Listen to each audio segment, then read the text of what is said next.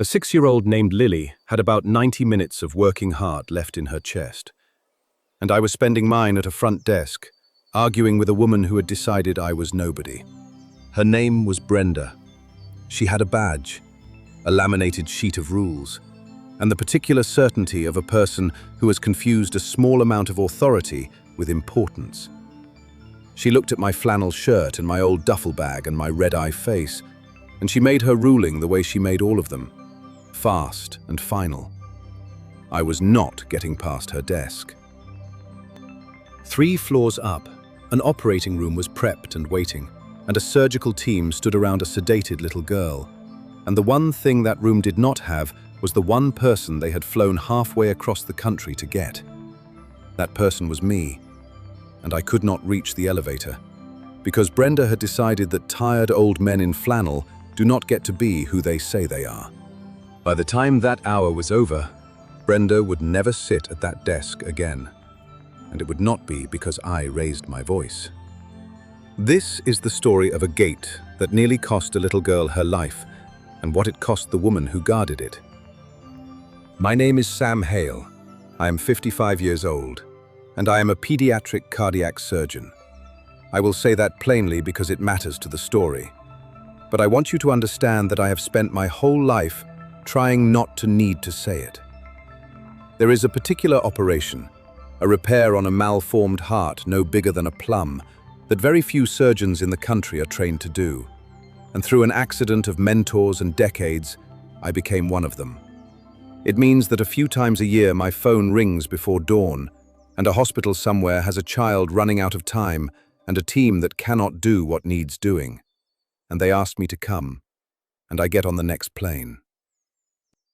Picture a surgeon, and you will not picture me, especially not that morning. That morning I looked like exactly what I was, which was a tired man who had been pulled out of bed at 4 and put on a plane at 6. I had not shaved. I was in a soft flannel shirt and old jeans, because you dress for a red-eye, not for a magazine. I carried a beat-up duffel because I had learned long ago to keep a bag packed by the door. When I walked into the lobby of that big children's hospital in Houston, sleepless and rumpled, I looked like somebody's grandfather come to visit a patient. And that, it turned out, was the most dangerous thing about me. Everyone has stood in front of a desk like Brenda's at least once. In front of a person who could have helped in 5 seconds and chose instead to make you smaller. Keep that person in mind as I tell you this. By the end, you may see them, and maybe yourself, a little differently. What Brenda saw was a confused old man in flannel. What she could not see, and what you already do, was the reason a delay at her desk was not an inconvenience to me. It was a catastrophe with a countdown on it. The call had come at 4. A surgeon I had trained with years ago, now at Gulf Children's, had a patient named Lily, 6 years old, with a heart defect that had finally turned the corner from stable to critical overnight. Her own team had done everything right and had reached the edge of what they could do. There was a window, narrow and closing, in which the repair could still be made, and there were only a handful of hands in the country that had made it before. And 2 of those hands were mine. They did not ask me to think about it. They asked me how fast I could be wheels up. The hospital's administration was told I was coming. My name was supposed to be on a list at every checkpoint between the front door and that operating room. Somewhere between the people who knew that and the woman at the desk, the message died, the way messages die in big institutions, and a child's life came to rest. Without anyone intending it, on whether Brenda Voss would believe a man in a flannel shirt. I have made that flight, or one like it, dozens of times, and it never gets easier. Because the enemy on those mornings is never only the disease, it is the clock, and it is friction. A child in crisis does not need just a surgeon. She needs a surgeon who can actually get to her. Through the traffic and the weather and the layers of a large institution, every one of which was built by good people to keep bad things out, and every one of which can, on the wrong morning, keep the right thing out too. So on the plane I did what I always do. I did not review the procedure. I knew the procedure. I rehearsed the building, I pictured the doors between the curb and the table, and I counted them, and I made my peace with the fact that any one of them could be the door that cost us the window. I have learned to fear doors more than I fear the operation itself, because I have never once lost a child on my table that I got to in time. The ones I have lost, I lost in hallways. I lost them to doors. I landed, and I did not change my clothes or stop for the coffee I badly wanted. I took a car straight from the airport with the duffel on my knees, and I came through the front doors of Gulf Children's at a pace just short of a run. A rumpled, unshaven man with a bag, exactly the kind of figure a well-run front desk is trained to stop. And it stopped me. The friction I had feared on the plane turned out to wear a name badge, and the name on it was Brenda. And there is the wound. Because this was never only a matter of minutes for me. It is always a matter of minutes, and the reason is a boy named Tomas. 30 years ago, I was a young surgeon, brand new, scrubbed in and waiting for a transfer patient, a boy of 8 named Tomas, who was being moved to us from a smaller hospital for emergency surgery. He was stable when he left. He should have made it. But the transfer hit a wall, an administrative wall, a clerk and a form and a bed assignment dispute that nobody would override. And Tomas sat in an ambulance bay and then on a gurney in a hallway while grown adults argued about paperwork. And the window that had been open when he left closed while he waited in our own building. He died 40 feet from a room that could have saved him, because the rules were treated as more important than the child the rules existed for. I was the young man in the scrubs, standing in that empty operating room, watching the clock run past the moment, holding instruments I never got to use. I have replayed that night for 30 years, and the part that never softens is how ordinary the people were who let it happen. There was no villain in it. There was a tired clerk following a policy, and a bedboard that said no, and a supervisor at dinner who could not be reached, and a form that needed a signature from someone who had gone home. Every single person involved was, I am sure, a decent human being doing the job exactly as they had been told to do it. And a boy died of it. That is the thing I needed you to understand before we go back to the lobby, because it is the whole of what I have spent my life on. It is not the cruel people who frighten me most. The cruel ones are rare, and you can see them coming. It is the ordinary, rule-following, well-meaning friction of large institutions, the 1,000 small no's that add up to one closed door, that has killed more children in front of me than any disease. Brenda Voss, that morning, was every one of those no's wearing a single face, and the face happened to be a cruel one, which only made it easier to see the thing that is usually invisible. In the days before he was moved, when he was still stable and bored in a hospital bed, Tomas had folded paper cranes, the way kids in those wards do. A nurse gave me one of his afterward, a small, slightly crooked crane in blue paper, and I have carried it for 30 years. It rides in the side pocket of that duffel bag. I set it where I can see it before every single operation. It is the reason I get on the planes. It is the reason that, when an institution puts a wall between a sick child and the room, something in me goes very cold and very still and absolutely immovable. I had that crane in my bag, 40 feet from Brenda's desk, while she explained to me about her rules. So understand, when I tell you I did not lose my temper, that it was not because I am a calm man. It is because 30 years ago, I learned exactly what losing the minutes costs, and I was not going to spend a single one of Lily's on my own anger. I came through the lobby doors at a near run and went straight to the desk and told Brenda, plainly, who I was and why I was there. Dr. Sam Hale, here for Lily. The cardiac team is expecting me. I need to get to the surgical floor now. I said it calmly and clearly. And Brenda looked up at the rumpled, unshaven man leaning over her counter, and the first thing she did was ask me to step back from the desk. She wanted a hospital. I did not have one, because I did not work there, because I had been on a plane 2 hours ago. I had my driver's license and my medical license, and a phone with the text from her own chief of surgery on it, and I offered all of it. She did not want to see any of it. She had a rule, and the rule was a badge, and a man without a badge was a man without a reason. And she had clearly spent a long career deciding that the people who came to her desk with stories were liars until a laminated card said otherwise. Anyone, she told me, can walk in here and say they're a doctor. She said it with a small, satisfied smile. The smile of a person who believes she has just caught somebody. And she said it loud enough for the line behind me to hear, so they would know she was protecting them. A woman 2 places back gave me the quick, embarrassed glance people give you when authority has decided you are a problem, the look that moves on fast. In the space of 90 seconds, I had become the lobby's cautionary tale. I have been spoken to sharply by frightened parents and exhausted colleagues across 30 years, and none of it ever cost a child a thing.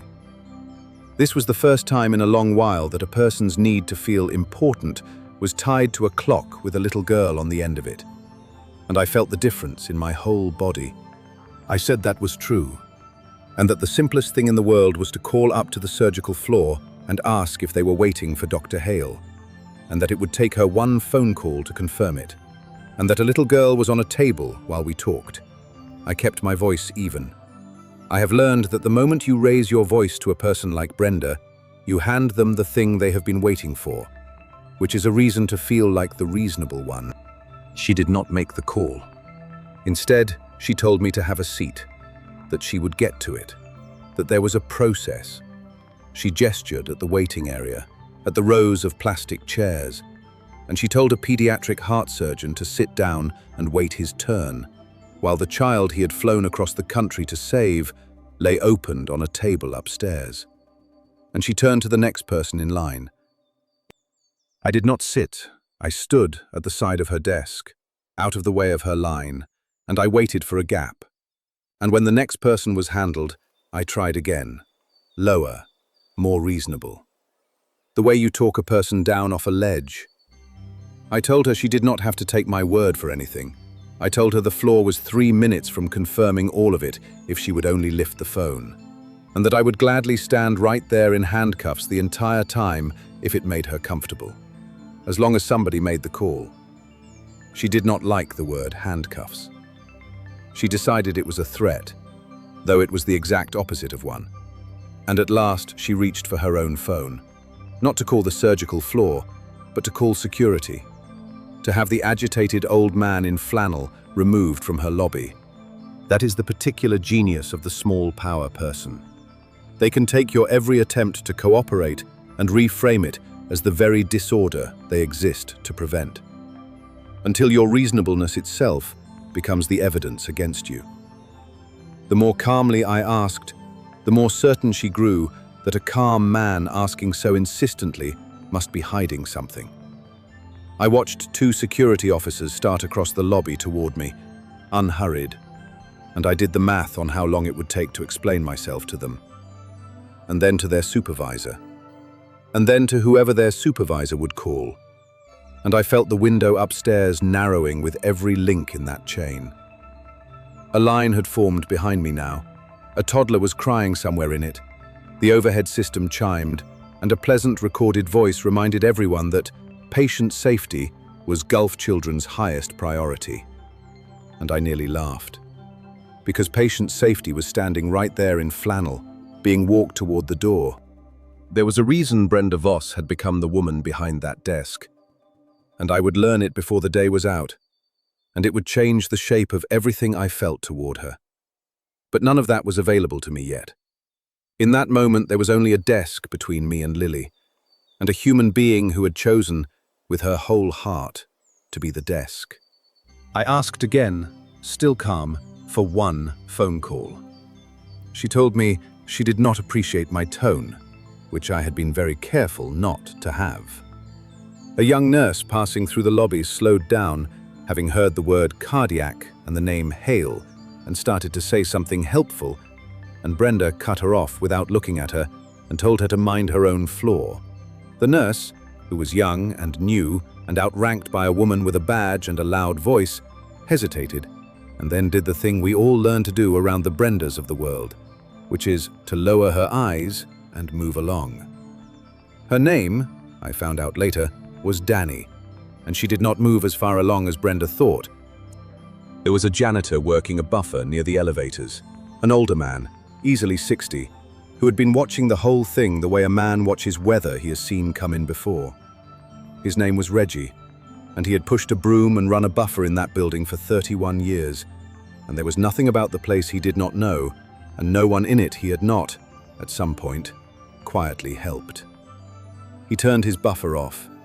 In the new quiet, he heard Brenda tell me to sit down again, sharper this time, and he heard me ask one more time for a phone call, and he watched her refuse one more time. And Reggie made a decision that 31 years had earned him the standing to make. The page came over the overhead while I was still standing there. Dr. Hale to pediatric cardiac surgery. Dr. Hale, stat, pediatric cardiac surgery. My own name. Floating down out of the ceiling, calling me to a room I could not reach because of a woman and a rule and 40 feet of floor. I have never been nearer to becoming a man I do not like than I was in the few seconds after that. I am not a man who pulls rank. I have spent my life distrusting exactly the kind of small institutional power that Brenda was wielding. And the last thing I ever want to become is a man who throws a title around to make a person feel small. But there is a version of me, an older and angrier and more frightened version, who was one breath from leaning across that desk and becoming something loud and terrible, who was ready to detonate every bit of authority I had ever earned to blast through her. Consequences be damned. I could feel it rising. I had my hand around Thomas's paper crane in my pocket without deciding to put it there. And what stopped me was not patience. It was arithmetic. Every second I spent making Brenda understand who I was and making her sorry was a second I was not spending in that room with Lily. The angry version of me would have won the argument at the desk and lost the minutes upstairs, and I had buried a boy 30 years ago to learn what the minutes are worth. So I did the only thing that mattered. I stopped trying to get through Brenda, and I turned to find another way to the elevator. And when I turned, Reggie was already walking toward me with his keys out. "This way, Doc," he said, like it was the most ordinary sentence in the world. He had a service elevator behind the custodial bay, badge access, no front desk. And he had decided about 90 seconds earlier that whatever Brenda's rules were, they did not outrank a child upstairs. Danny, the young nurse, appeared at the elevator too, having doubled back, and she had already called up to the floor on her own badge and confirmed what one phone call from Brenda would have confirmed 10 minutes earlier, which was that yes, the entire cardiac team was standing in an OR waiting for Dr. Hale. And where in God's name was he? Reggie keyed the service elevator. Danny held the door. A janitor and a brand new nurse, the two people with the least authority in that lobby and the most decency, got me upstairs while the woman with the badge was still telling me to wait my turn. I am not going to walk you through what happened in that operating room, partly because it is not mine to share, and partly because the truly important hours of a life are usually the quietest ones. I will tell you only this. The window had not quite closed. We got to it in time. Barely. By a margin measured in the kind of minutes I had spent 30 years refusing to waste. Lily's heart is the size of a plum, and it is whole now, and it will grow up with her. She is going to lose teeth and learn to ride a bike and roll her eyes at her parents and do all the ordinary, miraculous things that the minutes are for. She got to keep her whole life. It came that close to being decided at a desk in a lobby by a person who would not make a phone call. It was hours later, scrubbed out, sitting in a quiet break room with a cup of bad coffee, that I learned the why of Brenda Voss. And it took the legs out from under all the anger I had been saving up to feel toward her. Reggie was the one who told me, because Reggie knew everything about that building. 11 years ago, Brenda Voss had a son. He was 19. He was brought into that very hospital after a car accident, into the emergency department on the ground floor, 40 feet, more or less, from the desk she now guarded. It was a chaotic night, the place overwhelmed, and in the chaos, some things went wrong that should not have. Communication that failed, a handoff that got dropped, and her boy did not make it. And the hospital, in its own reports, admitted that the disorder had played a part. Brenda took a job at that hospital 2 years later. She asked to work the front desk, and she had spent the better part of a decade since making absolutely certain that no one, ever, got past her desk without being who they said they were and belonging where they said they belonged. Because somewhere in her grief, she had decided that the chaos was the enemy, that the rules were the thing that would have saved her son, and that if she just held the line hard enough, tight enough, no other mother would lose a boy to the disorder that took hers. She had become the wall that killed her own child, in the name of making sure no wall ever killed anybody again. She could not see it.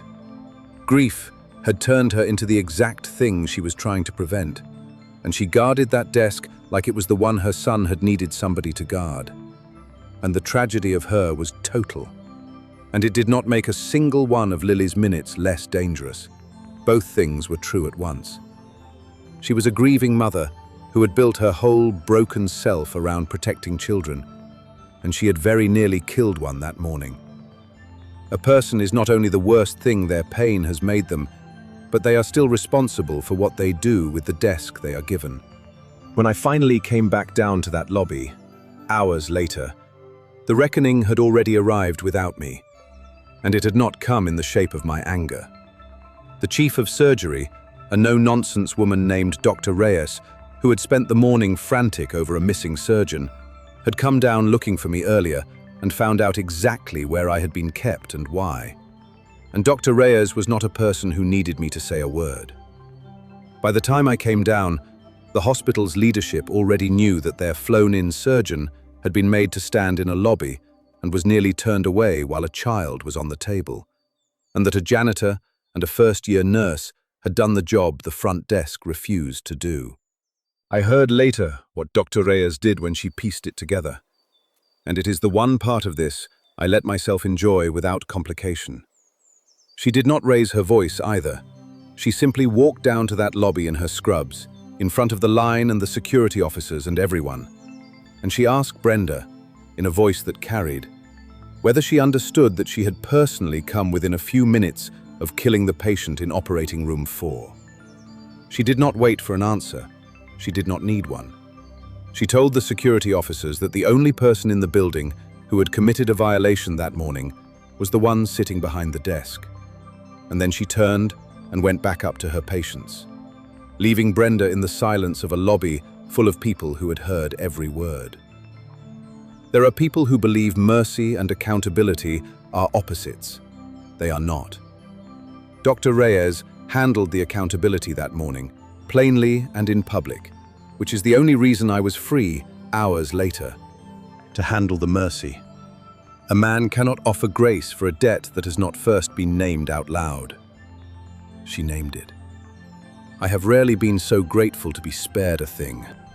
Brenda was still at the desk when I came down, but she was not the same woman.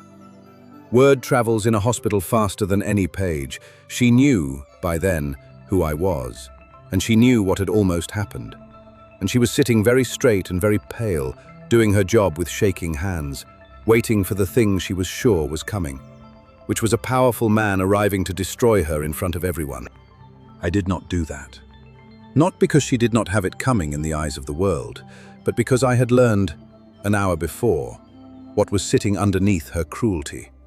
And a man does not get to find out a thing like that and then pretend he did not. I walked up to her desk, the same desk, and the lobby got quiet.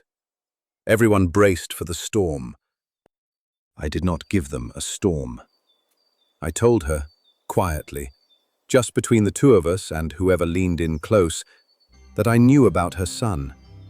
I watched that land. I told her I was more sorry than I could say, and that I meant it, because I had spent 30 years carrying my own version of a boy who did not make it. and I knew the shape of that particular weight. And then I told her the hard part.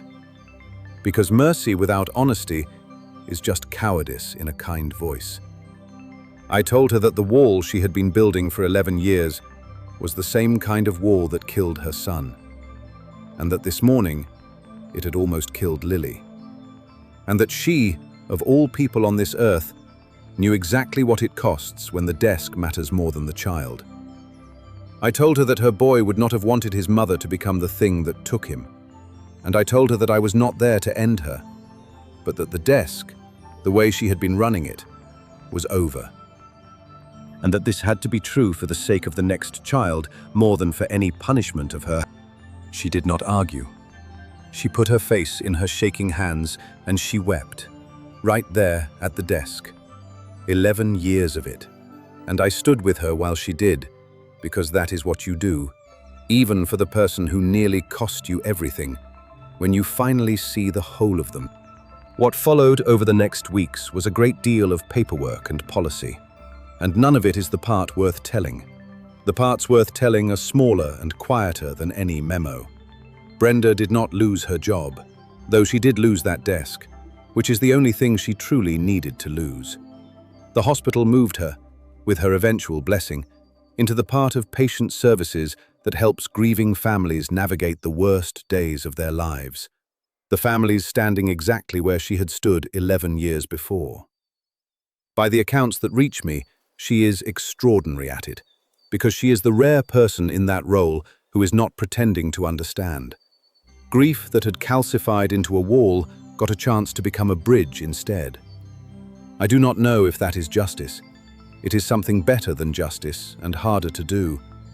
And it was only possible because a janitor and a nurse made sure the story did not end at her desk. The hospital changed its policy that month.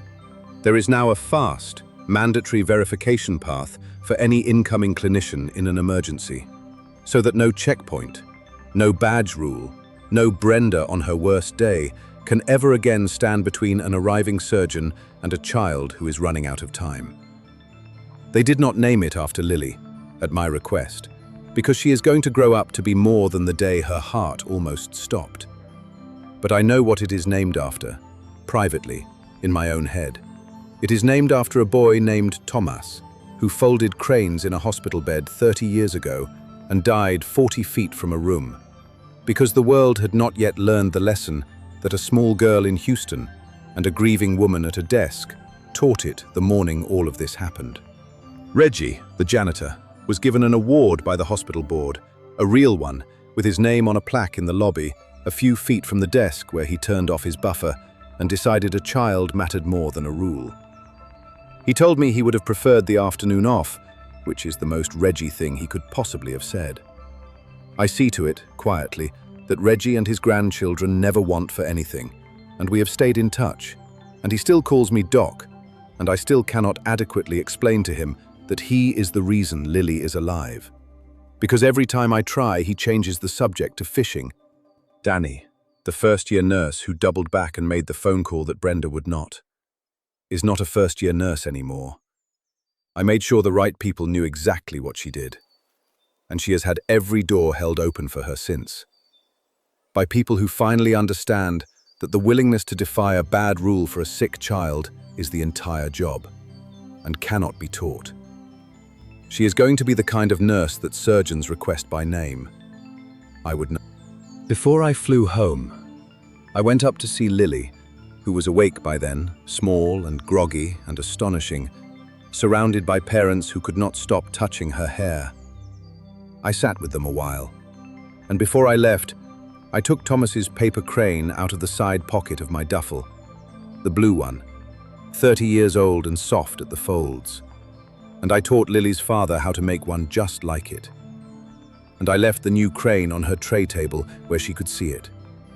I kept the old one, I always will. But it felt right, that morning, to start a new one in that room. Because a crane is just a folded piece of paper that somebody decided to make into something that could almost fly. And that is, when you think about it, the whole of what we were all doing in that building. I have been asked, more than once, Whether there was satisfaction in the moment, Brenda finally understood who I was. I have sat with the question honestly, and the honest answer tends to disappoint people. There was none. Watching a broken person break a little further is not a thing a decent man enjoys, and I had lost the ability to enjoy it the hour I learned about her son. What I carry out of that day is not her face at all. It is a girl named Lily with a whole heart. It is a janitor holding a plaque he never wanted. It is a young nurse with every door now open to her. And it is a grieving woman, finally helped down off the wall she had been standing on for 11 years, turned at last toward the families instead of against them. The wall came down. That was the only ending I ever wanted, and it is a far better one than the version where I got to feel tall for an afternoon. If you got this far, here is what I will ask you, and it is different from what you might expect.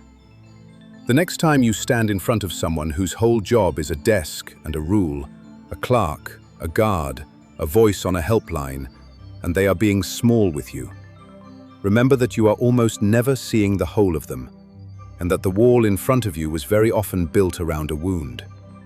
It does not excuse the wall, but it might change how you take it down. Tell me in the comments about a Reggie or a Danny in your own life, the person with no power and all the decency, who quietly got you where you needed to go. Subscribe if you want more of these, and go be somebody's open door this week.